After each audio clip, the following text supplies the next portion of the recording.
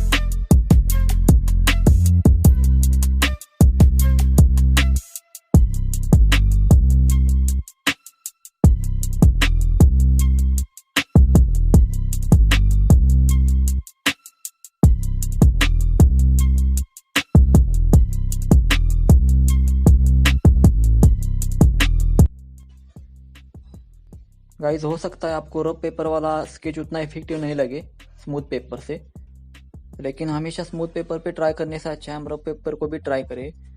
आपको पता चल सकता है कौन सा टेक्सचर किस रफ पेपर पे अच्छा आता है, तो फ्यूचर में आप उसका यूज़ कर सकते हैं उस टेक्सचर के स्केच के लिए। जैसे कि अगर इस स्केच की बात करें तो ये जो टी शर्ट का टेक्सचर है, तो वो ड्रॉ करने में मुझे बहुत आसानी हुई इस पेपर पे। अगर वो स्मूथ होता तो उतना इफेक्टिव नहीं लगता, टेक्सचर ही वैसा है उसका, रफ, तो वो ड्रॉ करने में मुझे बहुत आसानी हुई इस पेपर पे। वैसे ही आपको भी पता चल सकता है स्केचेस ड्रॉ करने पे कि कौन से टेक्सचर के लिए ये पेपर अच्छा हो सकता है।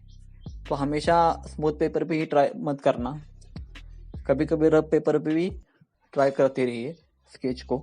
तो कुछ ऐसा ड्रॉ हुआ है अपना स्केच। आई होप आपको वीडियो अच्छी लगी होगी। वीडियो अच्छी लगी हो तो वीडियो को लाइक जरूर करें और चैनल को सब्सक्राइब भी करना मत भूलना। Thank you for watching. See you in the next video.